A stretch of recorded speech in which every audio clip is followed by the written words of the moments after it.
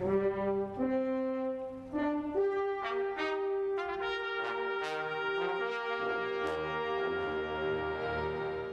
City Council conducts regular business meetings every second and fourth Thursday of the month at City Hall to decide on legislation proposals, resolutions, ordinances, agenda items, and of course, public comments.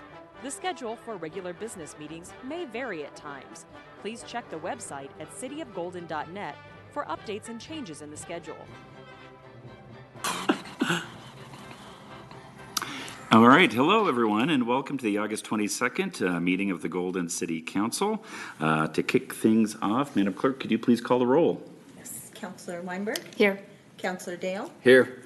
Mayor Sloan. Mayor Pro Tem Brown. Here. Councilor Karis Graves. Here. Councilor Reed. Councilor Hazeman. Here. 5 present. Mayor Pro Tem, you have a quorum. All right, thank you. Is there a motion to approve the agenda?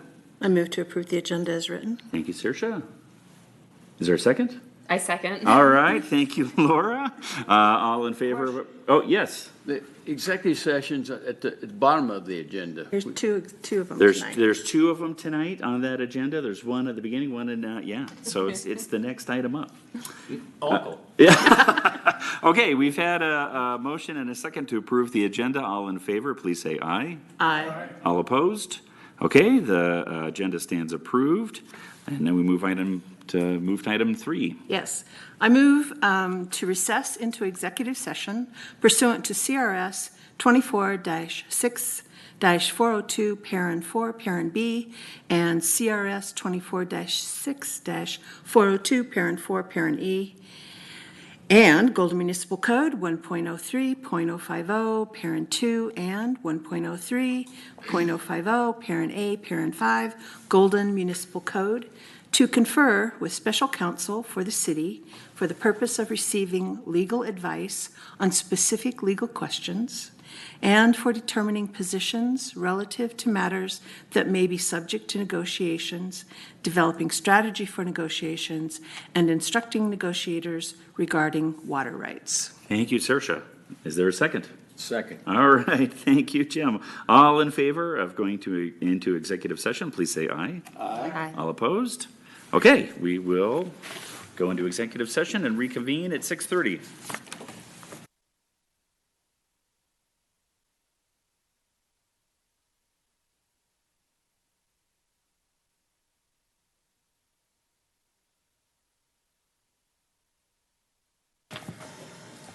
Okay, thank you very much. We're now reconvening the regular business meeting at 6:30 p.m. Can we all please rise and join us in the Pledge of Allegiance? I pledge allegiance to the flag of the United States of America and to the republic for which it stands, one nation, under God, indivisible, with liberty and justice for all. All right, thank you very much. We've already previously called the roll and approved the agenda, so we can go right into public comment. And the first person on our list is Mr. Bob Nelson. Could you please come forward and give us... Yes, if you don't mind, sir. And if you could provide us your name and neighborhood, and keep your comments to 3 minutes, because I know you can be a role model for how to do this. So thank you, Bob. Okay, my name is Bob Nelson. I live at 608 Wyoming Street, and I volunteer Thursday mornings at the Visitor Center. Last Thursday morning, I came down to do my job, and I noticed that there were a whole bunch of cones along Washington up to the bridge. Didn't know what that was all about, so there was no parking there. Okay.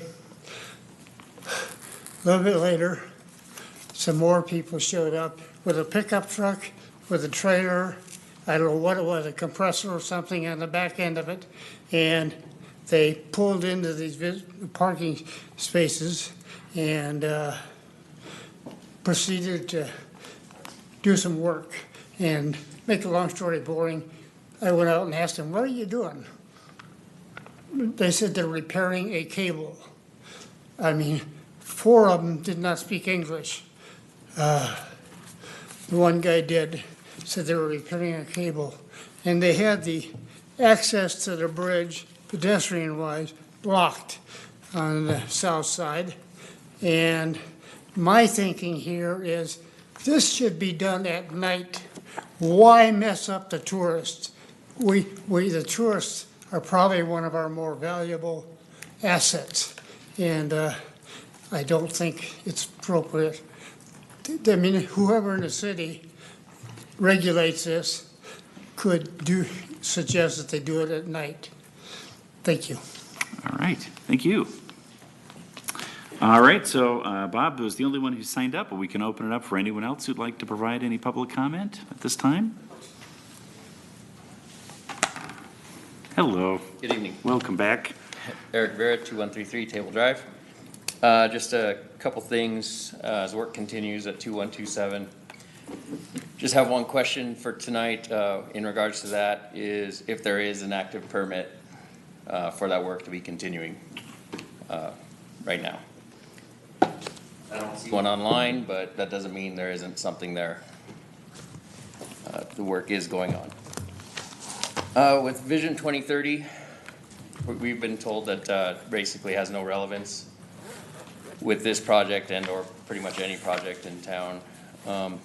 My question is, the resolution in 2010 stated City Council further directs city staff to utilize the Golden Vision 2030 guiding principles and community values in evaluating and recommending policy decisions and operational improvements. Is there another document post this that states we will not be enacting that? I believe 9 years is probably enough time to get the ball rolling on that. If it isn't, I'd like to sort of know why. Another question is the Astor House. It was stated that we're putting out a cost of $20 per visitor when it was active, I'm assuming. How many visitors are there annually at the Astor House, or were there annually at the Astor House? Or do we have an annual cost of what the Astor House was costing the city of Golden?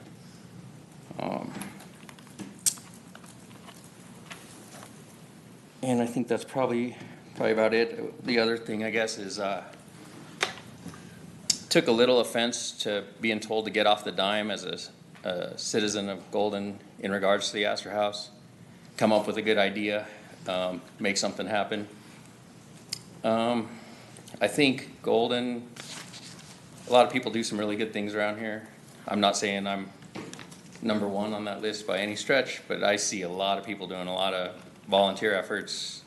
There's so many activities that go on in Golden, and you see neighbors working them and different people doing different things. Yourselves are like way up there on the list of who does things. I don't think we need to start getting to the point where we're, doing that over the Astor House. I think it's an asset to the city. It's an asset to us citizens.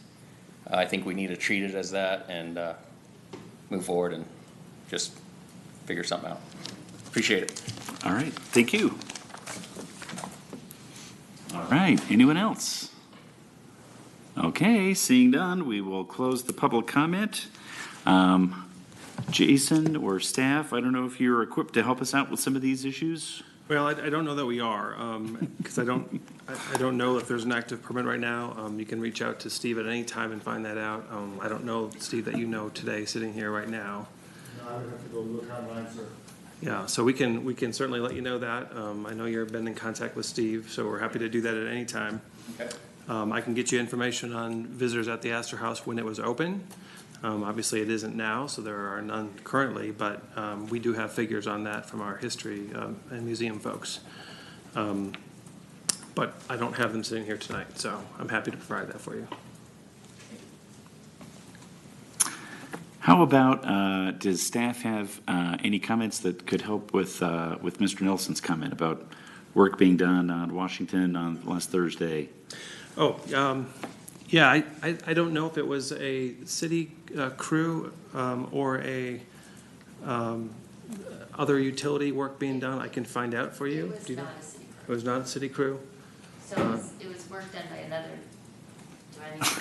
Would you mind? Thank you. The work was done under a right-of-way permit by another utility. I don't know, I'd have to go look myself to see whether it was CenturyLink or Verizon or what, but it was a boring project done under a right-of-way permit. Okay. Could you talk a little bit more about the normal times of day when those are allowed to happen? Are there any constraints on those kind of permits on when the work is usually allowed? In general, we don't have constraints on when that work can be done. We do have constraints about when people can make noise for construction. Okay. So we have quiet hours, essentially, when people are allowed to do work, which generally drives most of our construction activity to daytime hours. Okay. All right, hang tight. Paul, did you have a question on that topic? Well, Mr. Nelson's comment concerned the amount of space they were taking up, the cones they were using, and the inconvenience to the public. So they may have been overreaching what was necessary for them to do the boring, I don't know. But do we do anything to be sure that they don't use more space than they need to do the work? We do require that they submit a traffic control plan, which includes any use of the right-of-way and any use of public space. I don't know that we have made it a habit of attempting to determine whether or not that is an appropriate amount of space.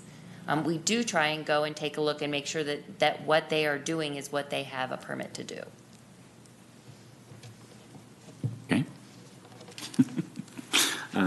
Thank you, Ann. Okay.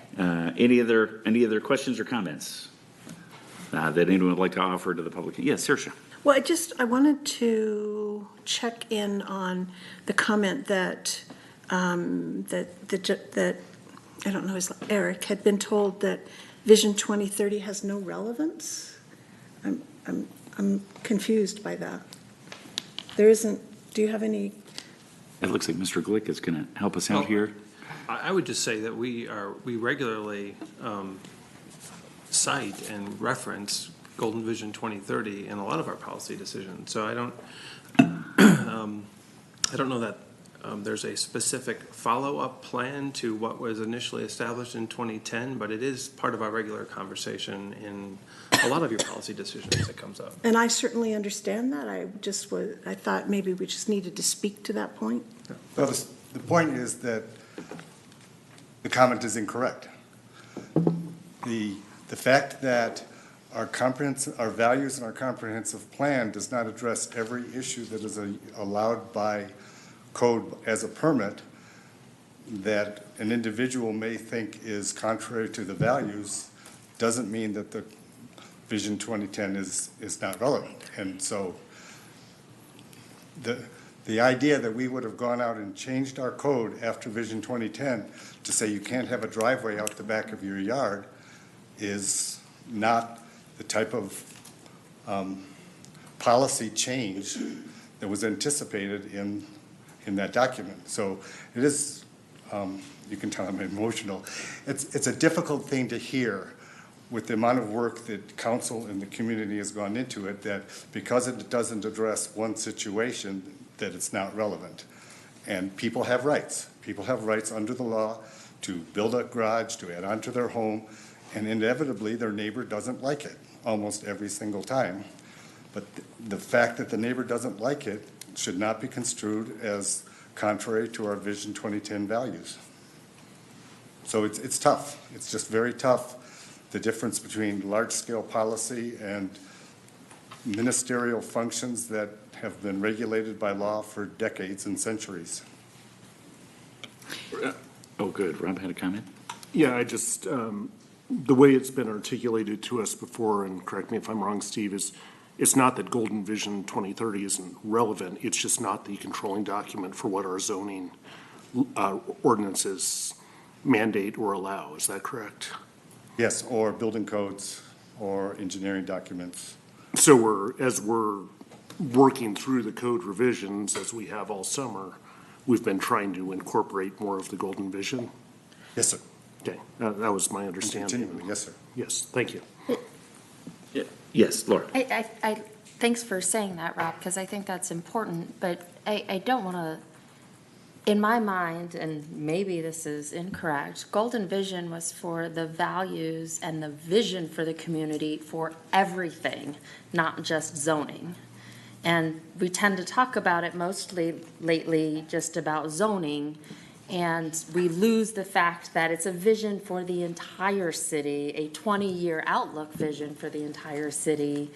And we should be looking at it for everything we do. It talks about sustainability in there. It talks about many other things that affect us as a city with transit and walkability in neighborhoods. And yet it has turned into this conversation of a document for zoning. And I think that's a very narrow interpretation of what it was set forth to do, unless I'm looking at it differently. Or even broader, ma'am, with sections about volunteerism and the way we interact as a community that has nothing to do with the urban forum. Thank you. Darcia?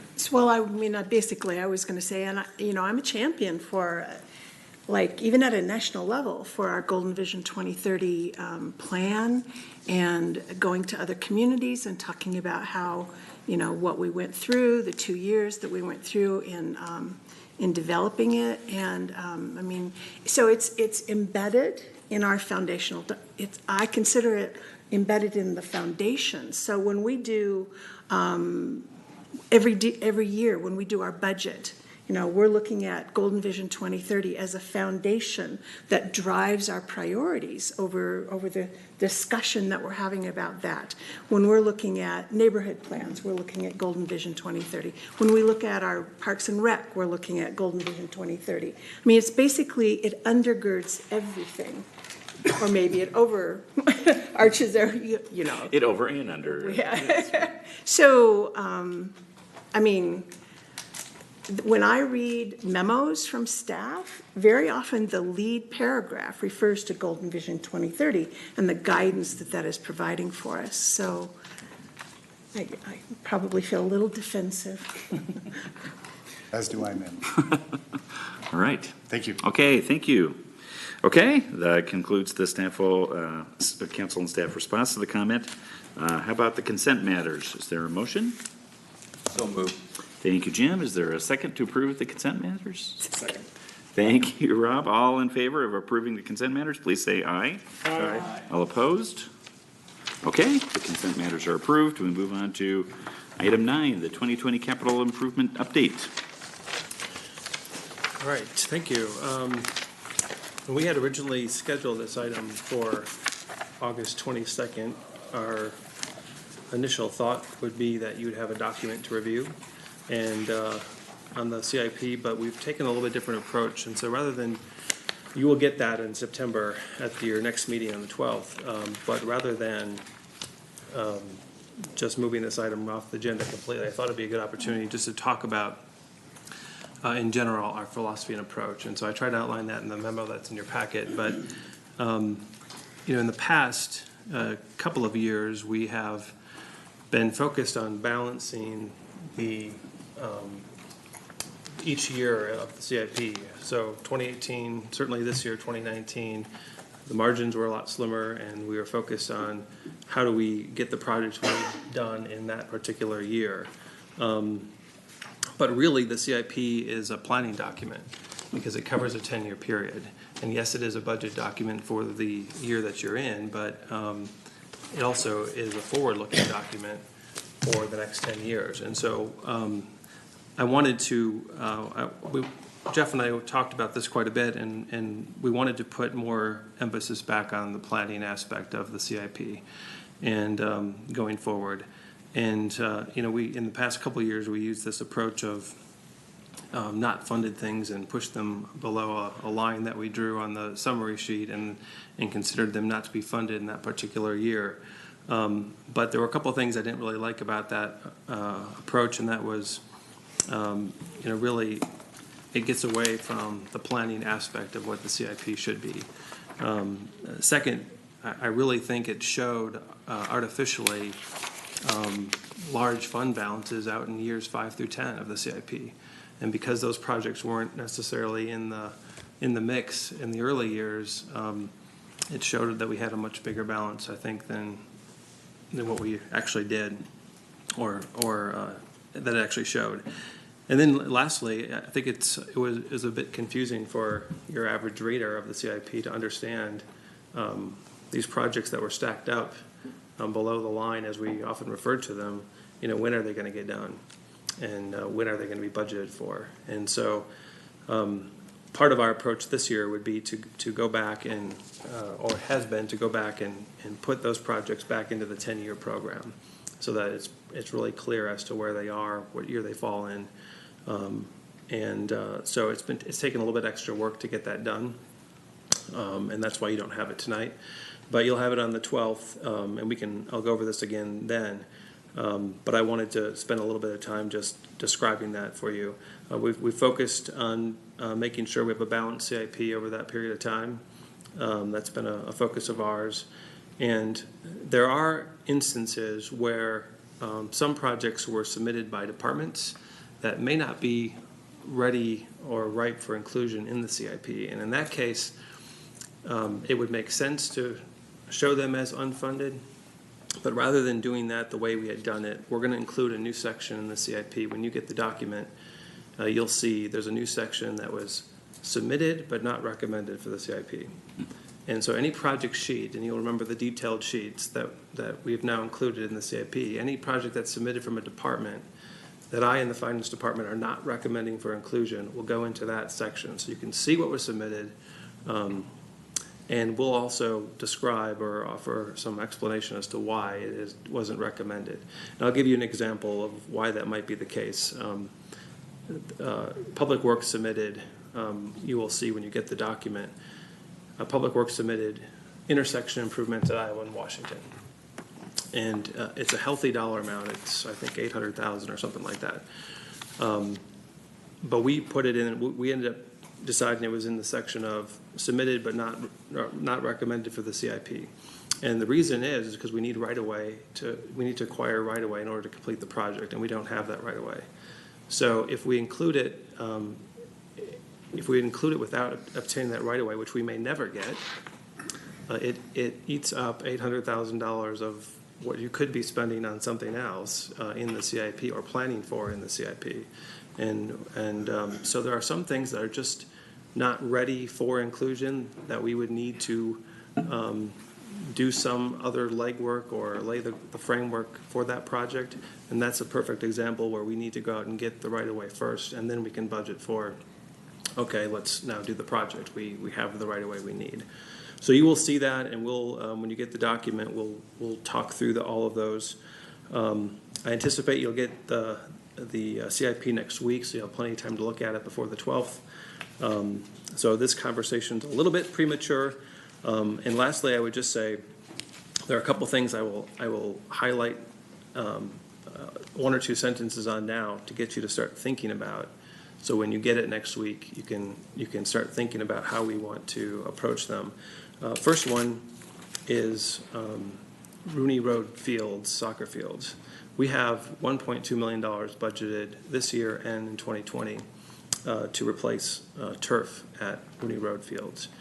$1.2 million is not going to get it done. That would replace probably the way we're estimating 2 out of the 5 fields. And we would need additional dollars to either replace the rest of the fields and to probably correct some drainage issues that are influencing the wear on the fields. So it'll be a discussion that we need to have. I've been talking with Rod Tarullo about it. I think one of the things we need to do is probably give you a more thorough briefing on the issue of actually what's happening there, and so that you're aware of all the work that needs to be done, so that when you ultimately approve what should be included in the CIP, you have all the information you need to make a good decision on that one. Heritage Road interchange. We have dollars for design work in the CIP. We do not have dollars for construction in the CIP. And a lot of that is due to we don't know when it will be funded by CDOT, and they will be a funding partner, obviously, on a project of that size. We can't do it alone. So we'll have to talk about if the state decides to put together a funding package that would include this project in Golden, we need to then probably reprioritize where things fall in that 10-year CIP so that we can complete that project and properly allocate the matching dollars for construction. And then the last one I will mention is broadband. Start thinking about broadband. That'll be one. It's on your calendar to deal with or get a briefing on September 19th, I think. Yeah, September 19th. That's a big ticket spend for us. And that's not one that we would normally just absorb in the CIP. We'll have to make some decisions about if we want to do it, when is the right timing for it, and how much we want to spend on allocating that. And Giles will go through on the 19th the different aspects of it. You'll get a full briefing, but just something to start thinking about. And when you get the book next week, those aren't in there because they're a little bit too speculative yet, but there'll be obviously issues that we've been talking about will come up at some point. And just to give you some thoughts on what to start thinking about as you review the document when you get it.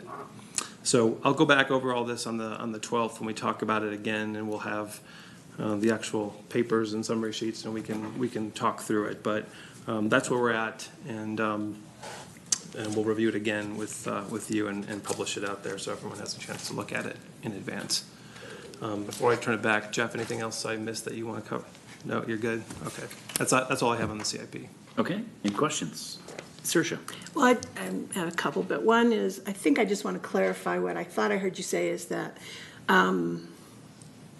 you'll be plugging in for the next 10 years? Right. So it's a tentative plan, but you're plugging it in to specific years, is that right? We're plugging it into specific years, so that any reader can say, if they have an interest in a particular project, that project X is going to happen in 2024 or 2027 or whatever it might be. Now, the decisions you all have to make is that right? And if you hear from your constituents that this project that's out in 2026 is really important, maybe we need to bump that up a couple of years. But we'll present it in a way that it's balanced. You might have to make decisions if you bump something up, what you want to push back. Or if you decide to look at the projects that were submitted but not recommended by my office and Jeff. If you want to include one of those in the CIP, that's fine. That's your prerogative, but you might have to push something else off. So, because there's obviously a finite amount of dollars. And I think the important point that you raised, Counselor, is it is a planning document, and changes are expected over that time. Projects will change in cost and scope, and your priorities might change. So what might be currently in 2028 or something like that might become a much more higher priority than it is today, and we can always bring those things forward.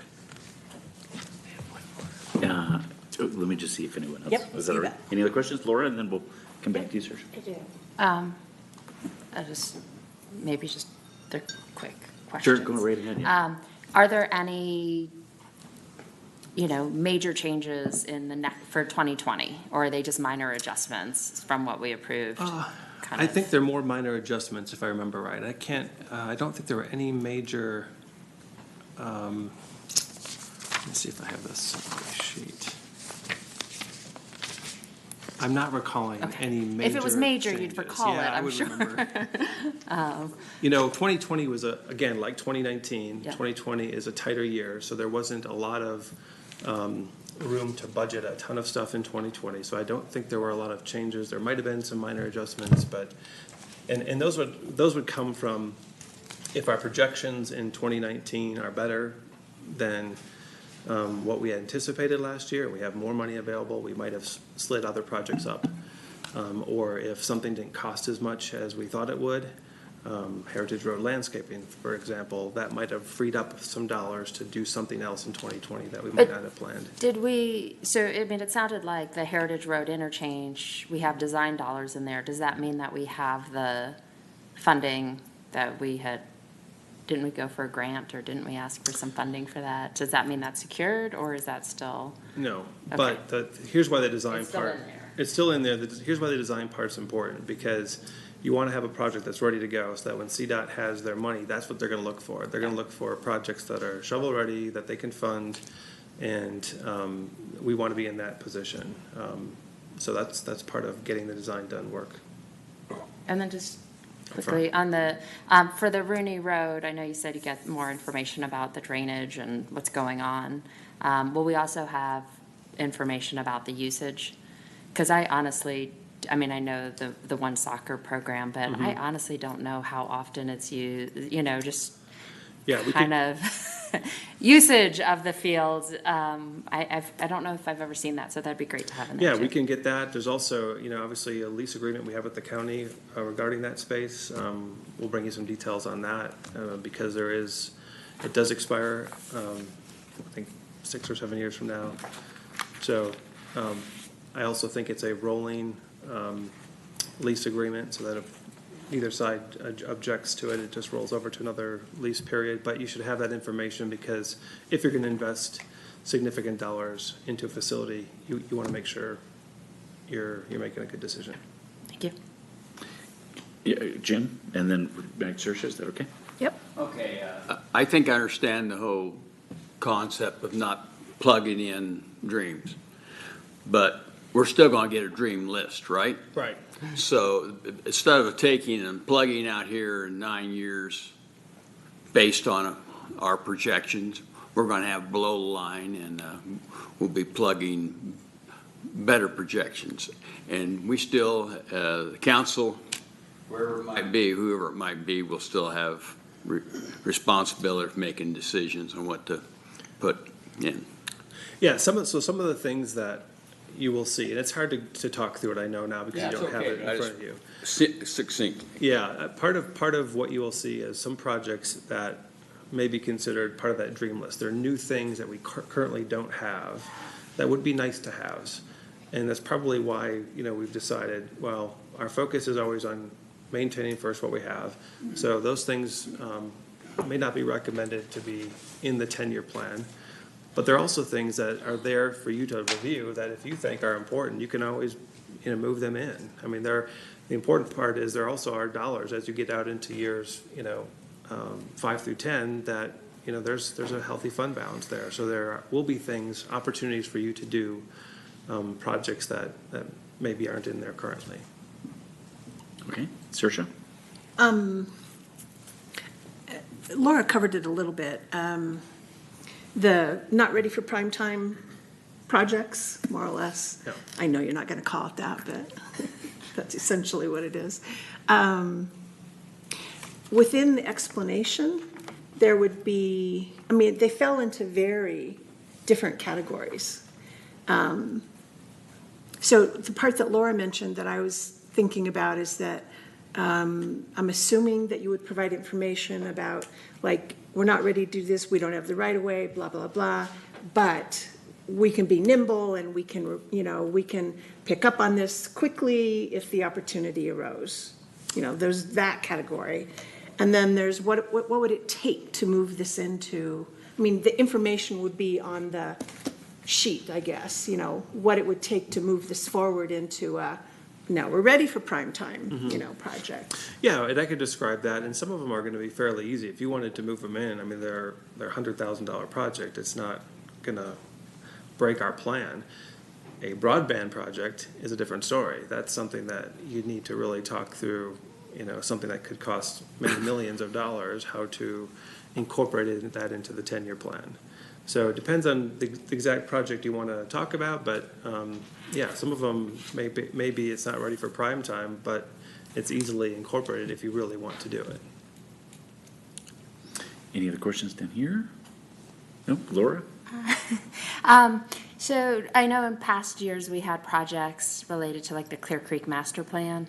Are those no longer in there because we're going to be talking about the Clear Creek corridor in a new planning process, or did we just leave them in, or? So as I recall, there are some of those kind of projects that we actually put in the tab of not recommended until we go through looking at the whole corridor. as we plan on doing. So there are some things that it doesn't make sense to build a project if we haven't done the master planning effort or really updating that and talking about it in the context of the property we purchased and everything else that we want to look at. So there are some like that, yeah. Okay. Just on that question, is the planning for that corridor itself on the CIP budget? Is there a dollar tag associated with what we want to do to plan for that? Yeah. Is that in Steve's budget? Or is that, do we do that in? No, we have incorporated in, and you'll see it when we give you the sheets, in the civic center, city center aspect. I think we plugged $200,000 for basically planning, architecture, design for that building, but also for the corridor. Excellent. So yeah, we're plugging that in for next year as part of the whole project. Okay, great. Any other questions? All right, well, thank you very much. I know it'll make a lot more sense once you have the documents in front of you, but. I think it's exciting, yeah. I think it sounds great.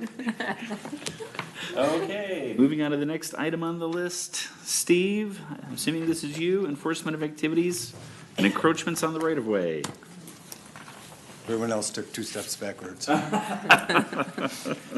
So, council, by way of introduction, a couple of weeks ago, you asked for information on a number of topics, and this one was actually the one that was closest to being prepared to discuss, and because there was some time on this agenda, here it is. The other ones, you'll recall, had to do with policy and legal issues for closing closing streets or lanes for construction activities. And Mr. Martin has drafted an initial memo on that, and Mr. Poor is working with him on that. The other one that may have its own resolution has to do with temporary construction fences in commercial areas for long periods of time. So we you may want us to look at code changes on that also, but it may not be as urgent when the one fence is gone. And then housing update was a big one, and actually that one will take the most work.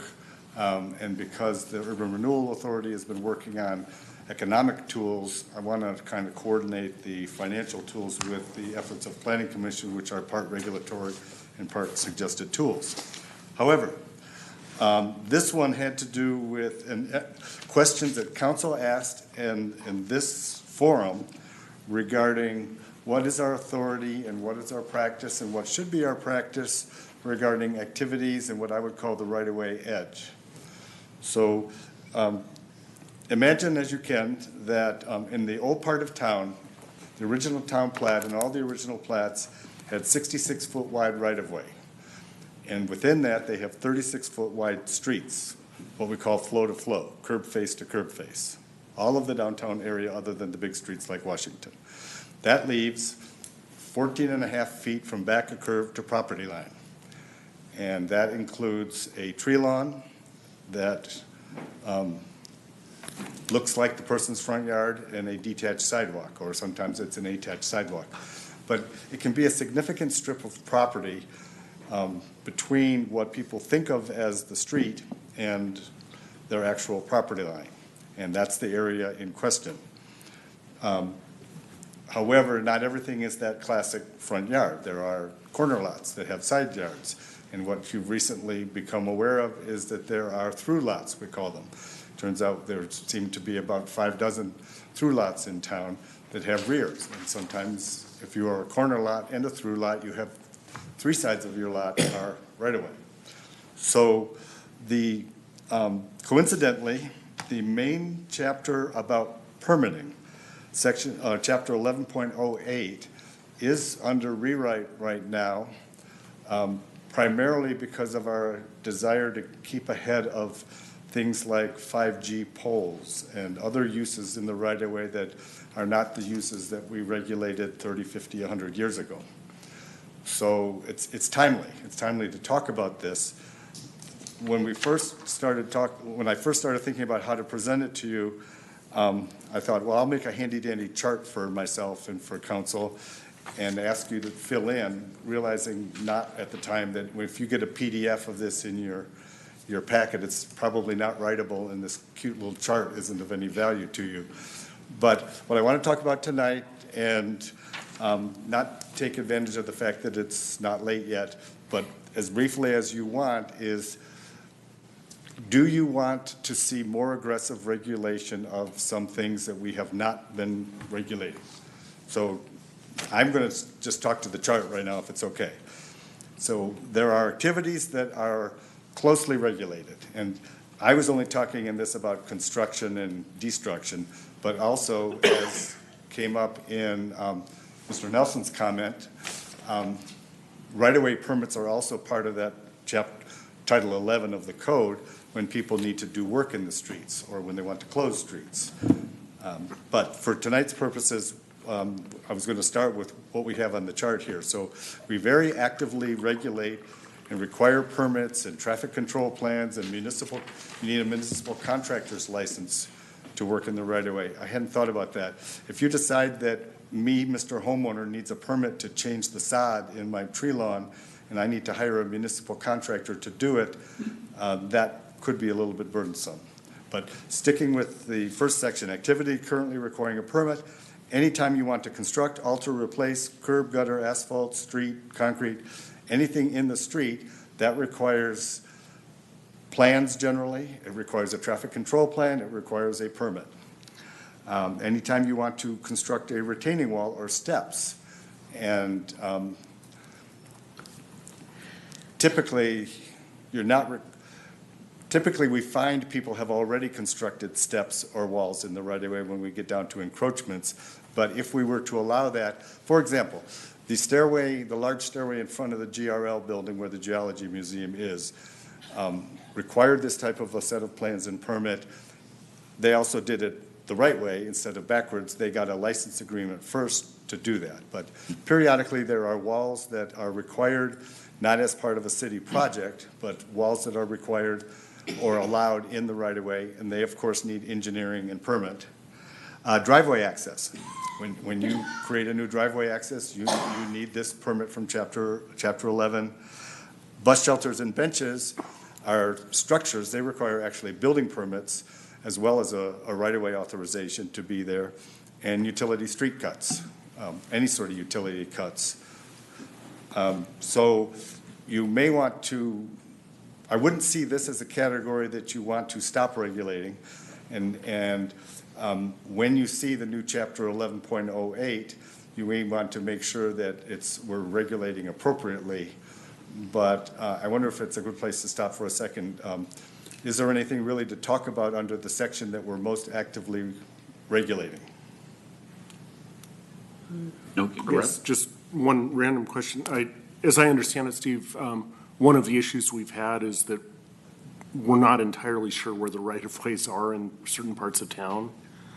And in this area, are we requiring improvement location certificates or some sort of professional location of where the right-of-way starts and finishes? For the vast majority of them, it's in the street, and we assume the street is in the right-of-way. So are not for that. Okay. But when we dealt with the bus shelter company, we had to verify that every bus shelter that was going to be allowed under the franchise was in the right-of-way and required either a right-of-way survey document or ILC for that. Same for bus benches. I would not want to say that we always require that, but staff needs to know that we're confident where the right-of-way is if we're allowing something to happen, and especially if it's a bus shelter that a commercial property owner may or may not want in front of their building. We need to know if it's in the right-of-way or if it's not in the right-of-way. But it happens more with things like walls and when we get further down, if there's an assumed right-of-way. The one category that Mr. Purr and I want to definitely regulate more aggressively, which was listed as non-typical activity rarely encountered, that would be the engineer or the building official's judgment that if we think it's close enough, we would ask you to stop until you either prove it's on your property or that it's in the right-of-way and get the plans.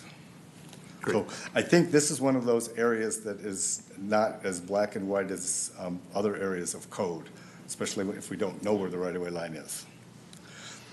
So right now, the things that we do not require a separate permit for, and it goes back to, in commercial properties, there's always some distance between the curb and the property line, but it varies dramatically. It varies from a few feet to 15, 20 feet. And it's just because parts of Washington are 80 feet, parts of north of Iowa on Washington's 100 feet wide. This is what we had to deal with the Washington project, between Iowa and Second is 44 feet wide. So it varies dramatically, but when you get a site plan approved through Planning Commission, you are required to install and maintain landscaping up to the curb. And we do not require a separate permit for that portion of your irrigation, or to install that tree, or to install that sod. Similarly, in your front yard or your side yard, we do not currently require a permit to extend your irrigation system to the curb or to landscape. We do not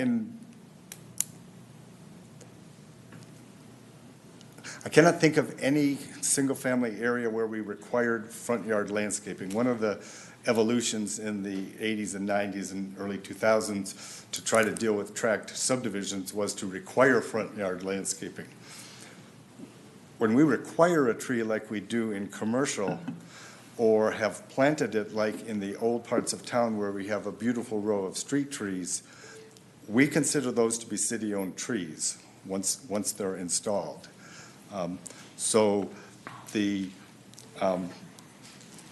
When you jump down to prohibited, you'll see something about removing city-installed landscaping or city-owned historic street trees as something that's prohibited.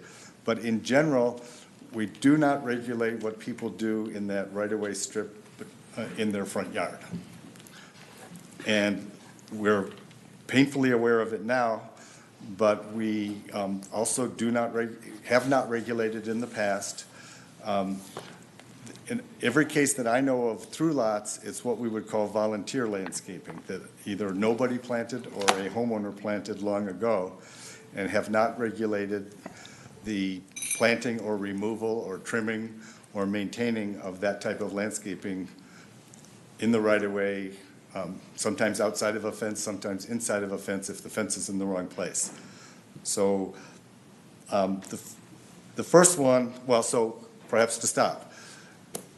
And before you ask the question, we have a problem with the new code, because the new code was, because it wanted to be real efficient, said it defined work in the right-of-way, and it said any work in the right-of-way needs a permit. So we really are going to need to deal with these types of things if you want to exempt them as we are recommending. And that's again why this is so timely. So perhaps sticking with this landscaping type stuff for a minute. Mm-hmm. Laura. Just quickly, so what about alleys? Like the right-of-way in an alley? Unless the alley's in the wrong place, almost every alley every north-south alley is wider than the 10 feet platted. The physical alley is already wider. So the alley is encroaching is trespassing on the private lots. There are east-west alleys that are 20 feet. I did not think of alleys, ma'am, but where we have east-west alleys that are platted as 20 feet, the alleys oftentimes would only be 14 or 16 feet. So there would be this grass or weed edge outside the fence, but not paved, that at this point, the only person that maintains it is the adjacent property owner. And we would tend to deal with brush if it was a site distance or we needed it for utilities. But I apologize, I didn't think about alleys. And I know in our older neighborhoods where we have the alleys, there's often, the driveways or the garages or volunteer landscaping, and I didn't know how that falls in where we talk about front or side.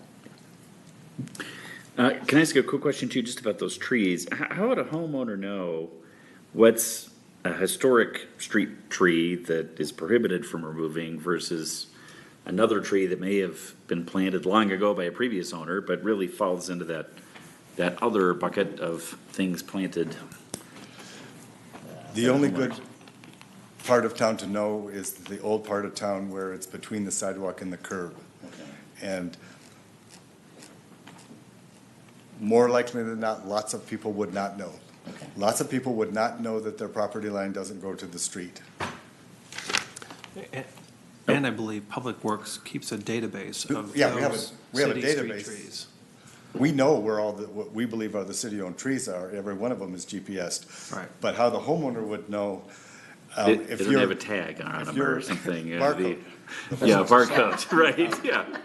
If you're out in the more suburban subdivisions and with an attached walk, and there's just some artificial line 4 feet back from the back of the walk, it's real hard to know. Jim? Does Ford Street have some of the same issues, being 44-foot wide in places that Washington had? That Washington does? So if you go up the hill on Ford, I think it's a 60-foot right-of-way, so yes, with a 44-foot street with attached narrow sidewalks gets you almost to the right-of-way edge. But Gold Cove retaining wall, I can guarantee you that almost all of the Gold Cove retaining wall front, well, that's when we get to encroachments. There's a whole lot of stuff in the right-of-way, and knowing what to do with it is kind of the other part of the conversation after we get past what do you want to see in chapter 11.08. and but my follow, Casey, okay? Yeah, go ahead. So my follow-on thing is, I'm thinking about is walkability. It's some of the same issues of being able to walk communities and concerns about parking or anything, but across the city as we address this, and we're wanting to change and make certain areas more walkable, some people are going to be startled to find out that that's city right away. Yes.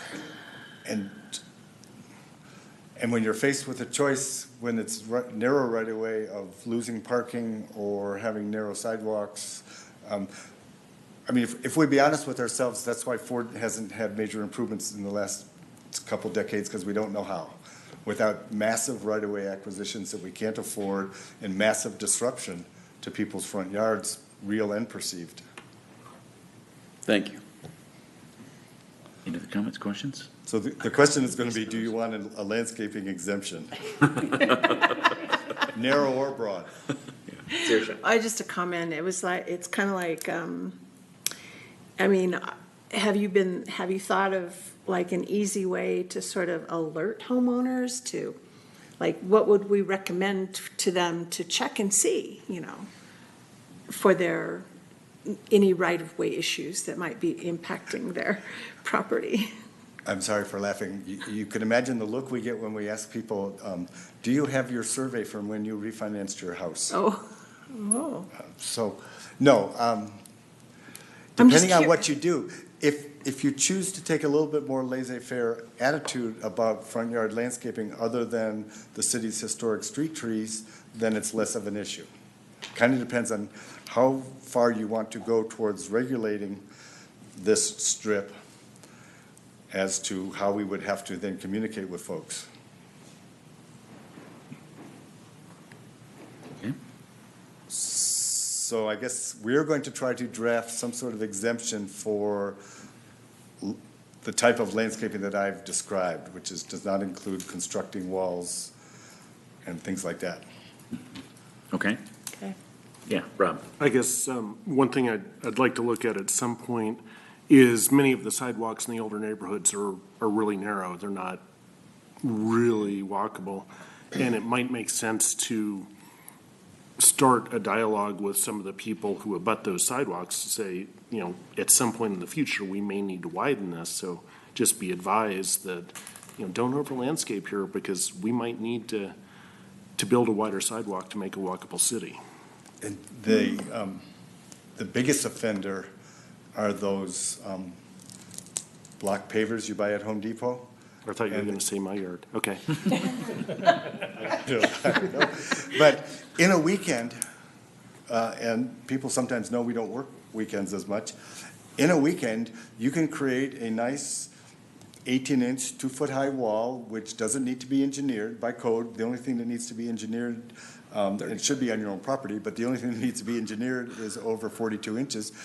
And you can put some pea gravel behind it, and all of a sudden, you've got a really nice landscape front yard but you've created something in the right-of-way that emotionally you'll be really mad if we widen the sidewalk.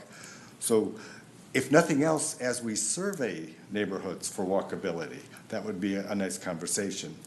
But we're going to try to craft something that is responsible and reasonable about landscaping. The thing that, in hindsight, Mr. Poorer and I both agree on is that if the street is higher than the yard and someone is excavating, and I don't know if Eric's still here, and removing a retaining wall that is or might be in the right of way, they should have gotten a stop order and be asked to prove. And it may not have been an accurate proof the first time because it was only when we got a real survey that we figured out that everybody's fence on Vernon is in the right of way.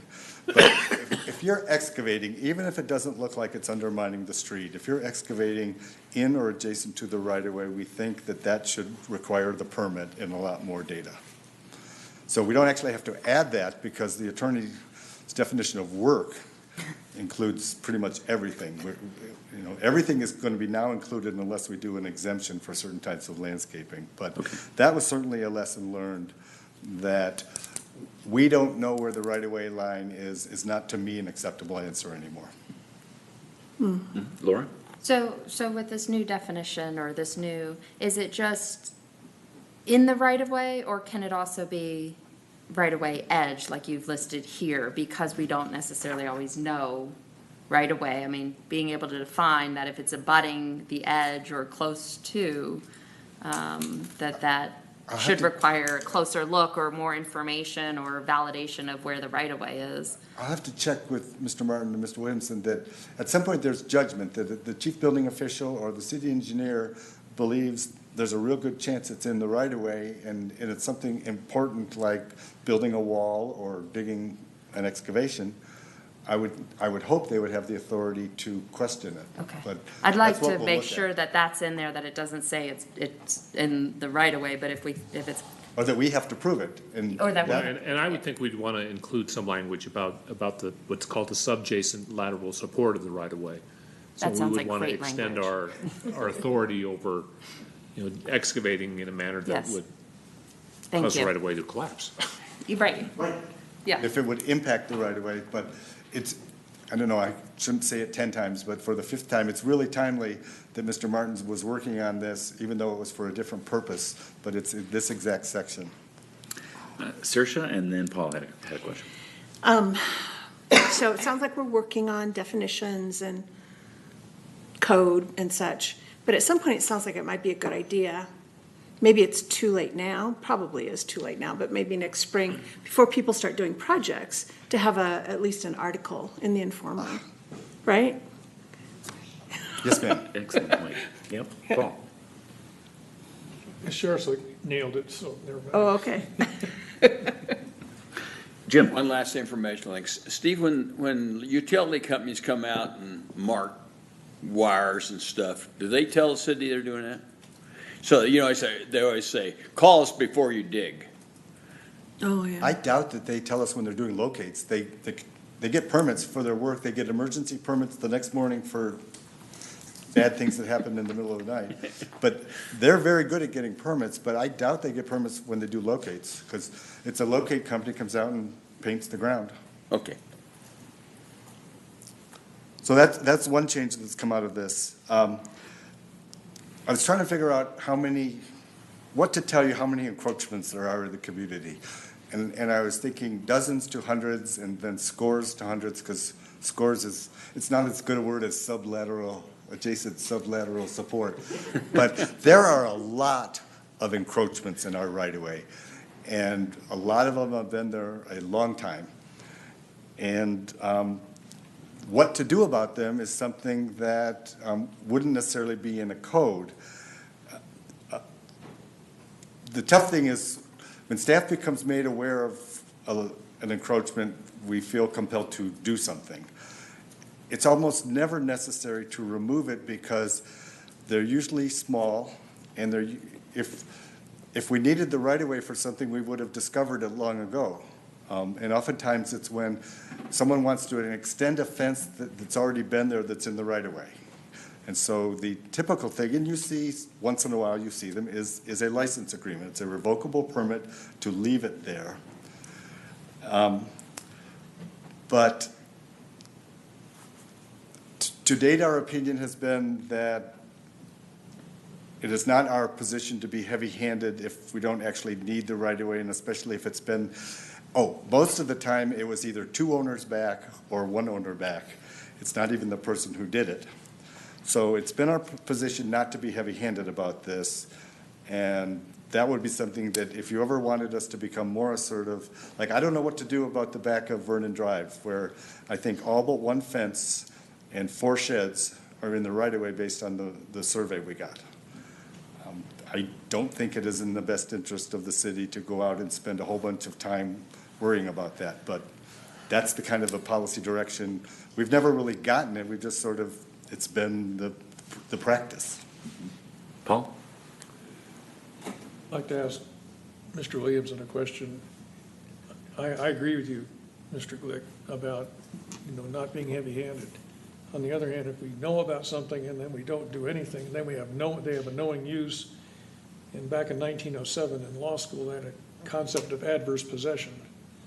And it is, you can't get any adverse possession against something you don't know about, but as soon as the city knows about it, then the clock may start ticking. And so I'd like to know, whether we do anything about it, whether we give them a notice that we now recognize and we're not giving it away just because you're on our property.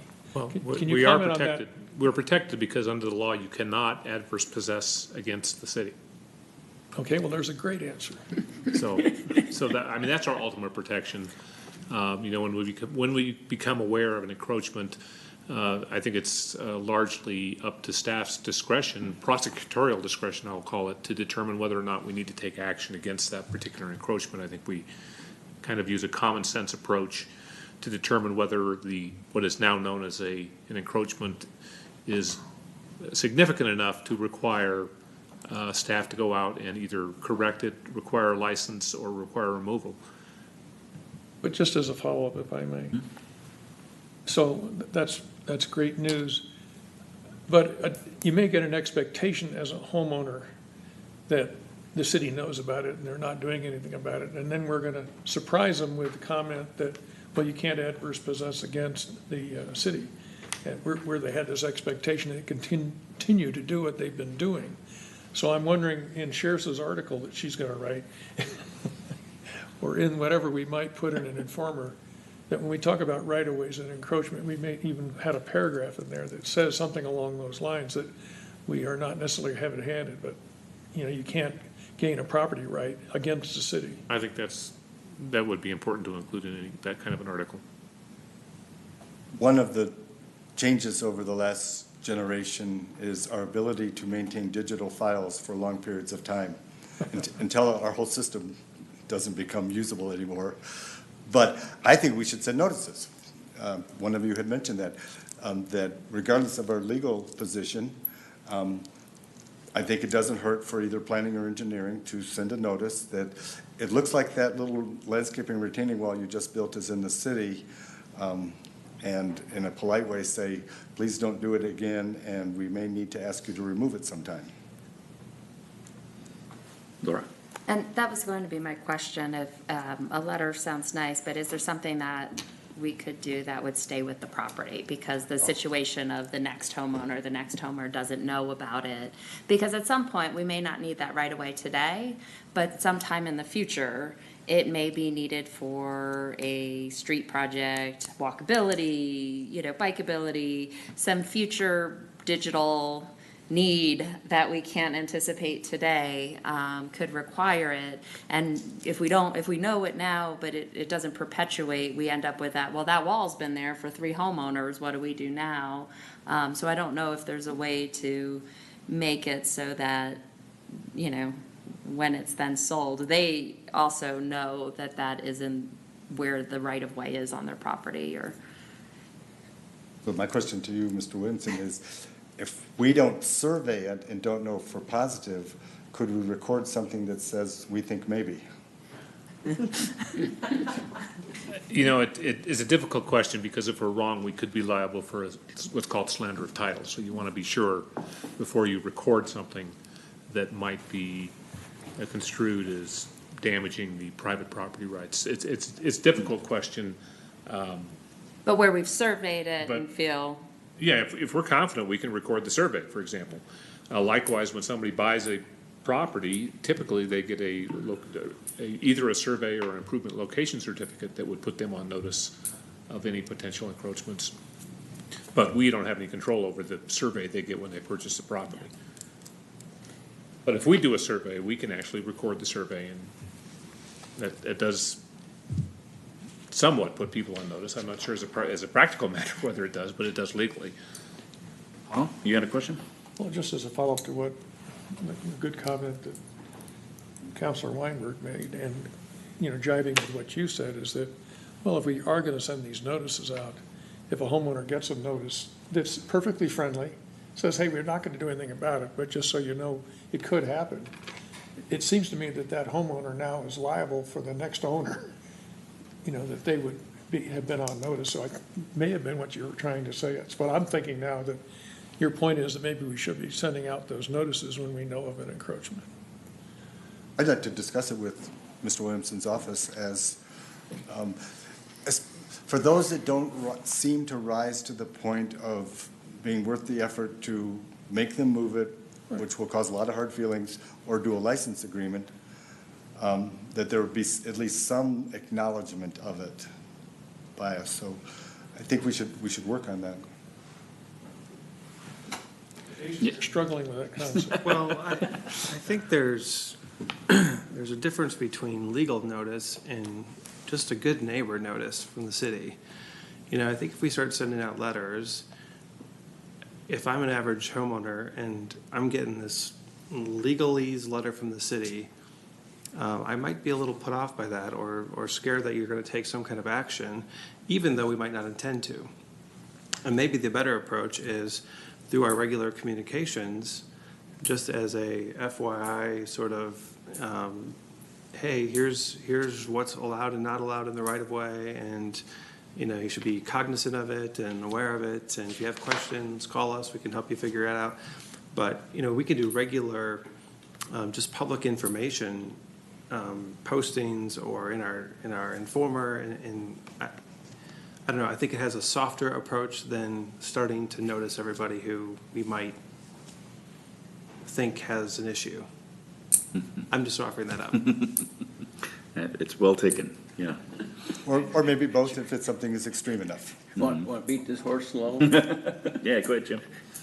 We have so many code infractions into the right-of-way with trees and bushes. You can't even walk on our narrow sidewalks in a lot of places. And so I guess that we need to continue to communicate, hey, please keep your sidewalk clear, know what you know, be a responsible citizen. Oh, well. Yes, that's another one of my forceful statements out there. Not necessarily get off the dime, but close to it, maybe. So lastly, from Steph's point of view, I don't know that we have ever used it, but Mr. Martin informed me that if there's, other than a stop work, I'm sorry, just to start 3 sentences at once. If someone is doing something and we see them and we want them to stop and get a permit, they receive a stop work order. And then they need to get the permit or prove to us that they don't need a permit, and then they resume the work. If someone has already done something and they're not seeking we can withhold a future permit from someone, but if they've done something and that's the end of it, the only real action that we have, and I don't know that we've done it in the past, we've threatened it in a case on public property that wasn't right away, up on the Tucker Gulch Greenway, Cressman Gulch Greenway, I think. But as noted in the original memo, criminal mischief and criminal trespass are the options we have to prosecute prohibitive activities that most likely would be destruction. I think I wouldn't rule out that you could do it for constructing a structure or fence or wall, but typically the action would be to make the person remove the structure or wall if they're doing it.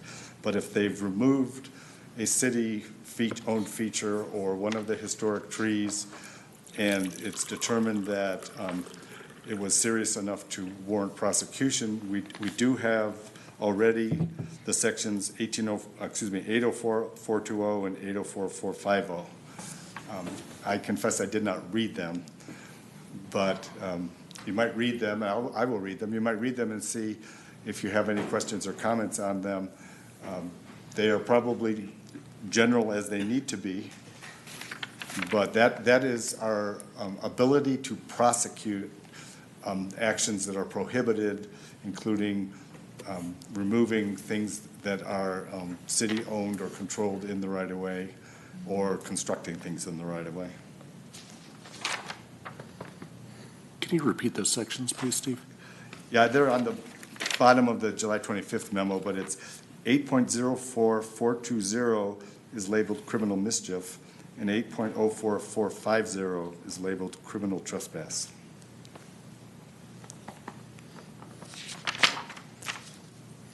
So in closing, this is timely because it will allow us to address some of these things before you see a first draft sometime in coming weeks of the Chapter 11.08.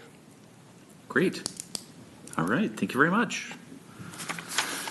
Okay, now moving on to item 11, council staff comments. Should we start with Laura and work our way down?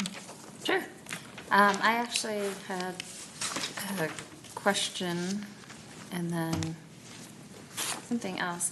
Oh, this is very small, but I'm bringing it up because it came up to me and it made me think about it. The weekly email the city sends out, so much better than it used to be. But someone mentioned to me, and then I had to go look at my email, that it gets sent out very late in the day. So most emails that I get, that are sort of newsletter type things, I typically get like in the wee hours of the morning, like 5 a.m. or earlier, and the weekly city email goes out at like 5 p.m., which is not so handy when you're saying there's a meeting tonight at 6:30 that somebody wants to go to when they're getting it at 5:30. So if we could look at the timing of the weekly emails, particularly if if it's not for like next day stuff, but we're including this day stuff, not so helpful to get it at the end of the day. So that was one thing on it. I don't know how they're sent out, but if we could just look at that. Someone mentioned it to me, and I looked, and I'm like, yeah, that's not so great on the timing. But the other thing on the weekly email that I've seen other, mostly elected officials, but cities doing, is a quick survey in the email. And it's just sort of you hit yes or no, or it's very basic. And if we could utilize that occasionally on our emails at the top, specifically, not other city projects, but specifically to ask about our communication efforts. Did you like the emails or something else? Would you like to see this in it or not? Is this useful? Do you also follow this on Facebook or Twitter? But really to get some feedback on how our communication efforts are going with the people who receive the email. It's a targeted audience, but it'd be great to just have some quick feedback on what they're thinking about the usefulness of it, because it's made a lot of improvements, but we don't really get feedback regularly on how people are using it or not, or if things are missing that they'd like to see. So that was sort of just on the weekly email. I don't know that it's a huge thing, but it'd be great to look at. And then the second thing was more of a, wow, this is really cool, and I'm so glad we're doing this. I had asked the question because I've been hearing a lot from people, and I think it kind of came up a little bit with the front porch conversation about, and actually the housing conversation with Golden United, how we have so many residents in the city who have all these great ideas and have all this time and knowledge, and they're not being tapped into to volunteer. So I asked the question of, well, how are we connecting volunteers with all of the wonderful organizations in the city that need volunteers? And come to find out that Robin and Steve's office is working on a program to, with the Civic Foundation and the Executive Roundtable. They already put out a proposal to get a new tool that would connect volunteers with nonprofits. So very excited to see how that turns out. It's not built yet, but I thought that was great news for the city. And hopefully this will help to better connect all of those wonderful resources we have with all of the needs that our organizations have. So that was cool. This is already happening. I'm done. All right. Thank you. All right, Jim. Right, I'd like to follow up on what Laura's talking about there, about our seniors, and we have some very talented seniors. So part of this conversation comes up because of the front porch, but if you look at the demographics and the change demographics in the future, we may need seniors helping seniors and seniors helping others, and I'm one of those seniors. And the Area Agency for Aging, part of Dr. Cog, is very aware of the demographic changes and the needs of seniors and their not only their housing needs, but their food needs and a variety of those things. And so this tool that might be helpful could even be ramrodded by a senior group that may even eventually could be coming out of the front porch and could be headquartered out of there. Because this whole food thing is going to be a greater challenge. Today, as a Jeffco Food Policy Council and our own Bethany Thomas talked about the Hunger-Free Golden Report, we will get to hear, I think, on the 19th of September. That may be the wrong date, but we'll get to hear that. And it will enlighten us and tell us a lot about the needs of many. And the federal government's not helping out too much now because they're trying to take, reduced price lunch rights away from people. In area codes 80401, 80403, we have between 2,000 and 3,000 people who could be taking advantage of SNAP benefits. Maybe only half of them are, so they're trying to do it on their own. But these are even being looked to take away those rights. And so we have a hunger issue in Golden and on School of Mines campus, and we need to be able to address those. And lastly, the Dr. Cog board passed the Transportation Improvement Plan last night, and those of you who know this process, it goes through sub-regions and the Transportation Advisory Committee and the Regional Transportation Committee, and finally got there, and as Steve knows, we had 4 things that relate to us here. 2 of them are big regional things out here on the Peaks to Plains Trail, and it's going to be great to see those portions worked on. Another one is the animal overpass or underpass, I forget which one it is, for Highway 6. And another one that's really great would be improvements to the sidewalk from like McIntyre on Colfax clear up past Planet Honda, right, Steve? And so it moves slowly, and there's other things out there, but those are things that got approved, and it's fun to see it. Thank you. Saoirse. We've had a couple of, speaking of the front porch, we've had, on council have received some queries, some concerns about rumors, what's happening here, what's happening there. Wanted to call attention to something that is available for citizens when you have a question, when you hear a rumor. Yes, of course, you can email us, but you can also, there's a place on Guiding Golden. It's a section called Ask Golden. And so again, if you've heard a rumor or you're just curious about something that's going on in town, there's a place where you can ask a question and you'll get an answer. So I just think, oh my goodness, it's so challenging. I have the same things like, what's going on, And so here's a place, here's a resource for you to find out what the heck is going on. Ask Golden, guidinggolden.com. Excellent. Rob? You in? Yeah, I am. Okay. So just one quick ask is for staff as we go into the budget season is we have a bunch of different pools of money that we have in our budget. If we could have a one-page sheet that says, here's where the revenue comes from, here's why it's set aside separately, so that when we get questions from constituents, we have a concise summary we can share. That would be really helpful. Yeah, we can. We do have a budget and brief document. Do we have hard copies of that, Jeff? That CBAC approves? CBAC brochure? Yeah, the brochure. We can get more copies, yes. Yeah, I don't think it's one page. I think it might be four or something like that. But it'd be helpful. It's in the May Informer.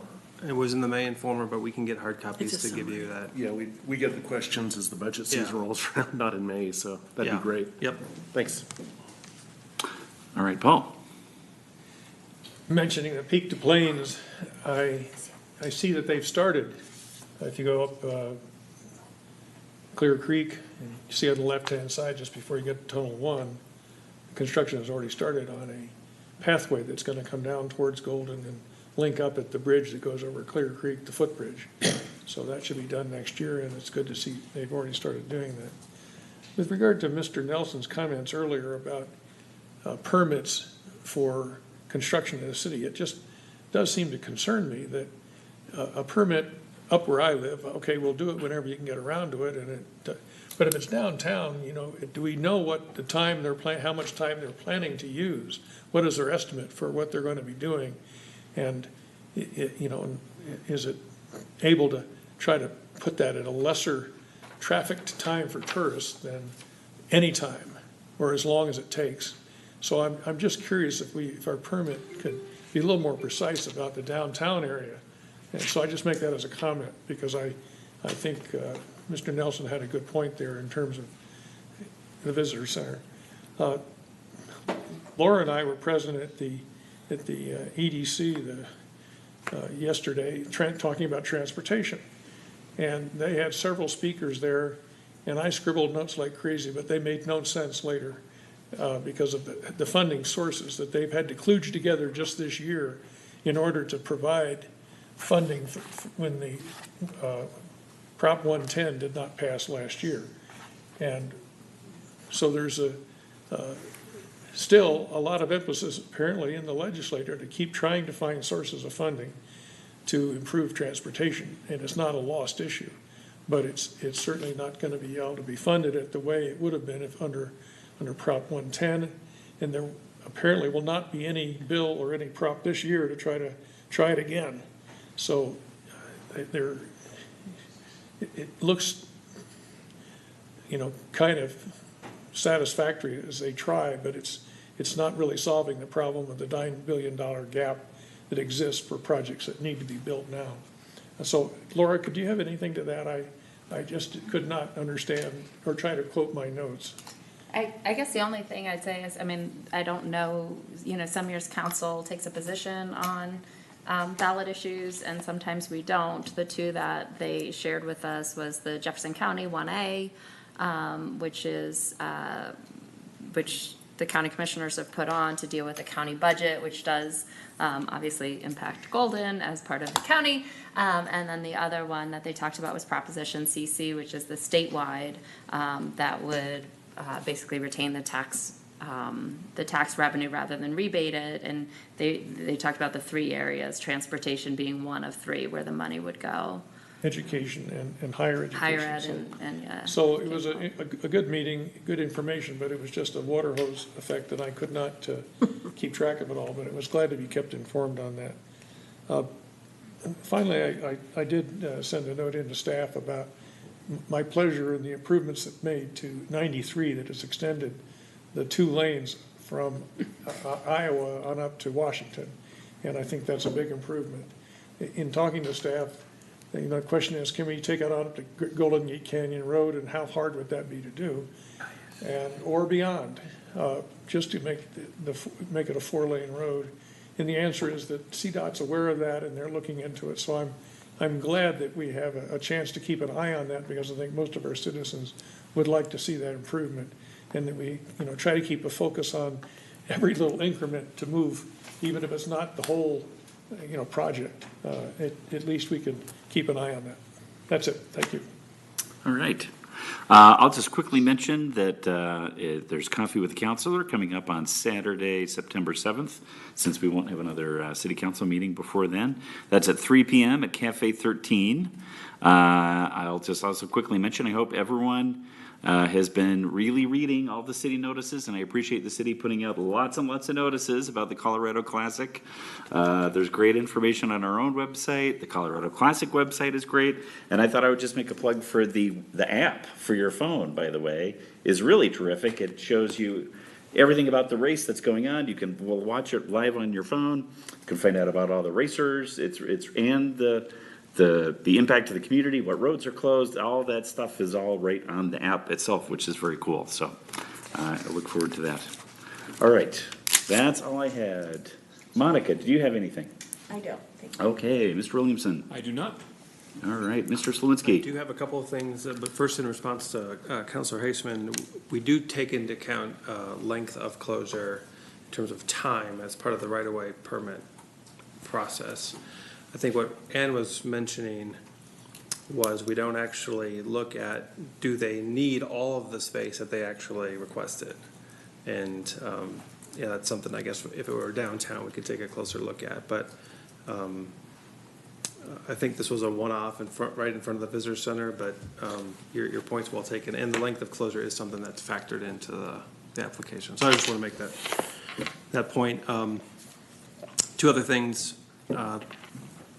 The city was part of an effort to conduct a point-in-time homeless count, and that happened today in Golden. So it's been happening in other cities as well, but today was the day it happened in Golden. So I know they were out. You might have seen folks walking around with vests on and visiting with folks. Well, that's what they were doing, so we'll look for those results when they come in. And that's a part of a collaborative effort with the other cities in Jefferson County to figure out the homeless population here. And then exciting news, the North Washington Avenue project won Project of the Year award from Colorado Public Works Association. So that's exciting, and I know our Public Works Department is going to submit it for possible national awards as well. Wow. So. Will we see an item on the capital improvement budget for a new award shelf for the Public Works Department to hold up all the trophies that they're going to be getting? Excellent. That's all I have. Thanks. Okay, thank you. Steve, Chief, Carly. Oh, all right. I didn't know it. Okay, I have a quick update about the code audit and zoning code rewrite project. So the city issued a request for proposals for firms qualified to conduct the audit and the rewrite. 4 proposals were submitted, and after an interview and background check process, staff selected a consultant group comprised of Pelona Architects and Urbanists, Peter Park Planning and Design, and Meta Urban Design. Staff will be meeting with them to talk more about what the scope looks like in the first week of September.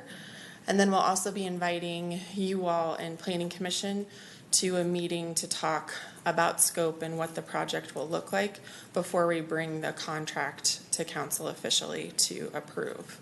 So just so that we all can kind of weigh in on what that scope looks like, because there's a lot of different ways it could go. And then we're also going to have a Guiding Golden specific project for the code rewrite as its own project, even though it's part of many of the others. So just so that people can sign up for that if they want to be included in all of those communications. Can I ask, will Planning Commission get a chance to talk or think about scope too? Yes, so it's Planning Commission and you guys. Oh, it's great, gonna be a okay. joint meeting, and we don't have the date for that picked out yet, but Okay. we'll make sure that that's posted and that everybody knows about it, so that both Planning Commission and you all can talk with the consultant group and we can work it out. Okay, excellent. Any questions for Carly about that? Okay, thank you so much. Jeff? Okay, seeing no more comments, is there a motion for executive session number 2? Well, You want me to do it? you're the expert. I'm the expert. I'm the one who's done it. You're all going to have someone else in a little while. You'll miss me when I'm gone. I move to adjourn into executive session pursuant to CRS 24-6-402, parent 4, parent B, and CRS 24-6-402, parent 4, parent E, comma, Oh, I guess I don't have to say that. 1.03, 0.050, parent A, parent 2, Golden Municipal Code, and 1.03, 0.050, parent A, parent 5, Golden Municipal Code, to confer with legal counsel for the city for the purposes of receiving legal advice on specific legal questions and for determining positions relative to matters that may be subject to negotiations, developing strategy for negotiations, and instructing negotiators regarding an intergovernmental agreement with the Colorado School of Mines. Thank you. Is there a second? Second. All right, thank you, Saoirse. Thank you, Laura. All in favor, say aye. Aye. All opposed? Okay, we go into executive session. I can't remember the last time we had two of them. I know. It threw me.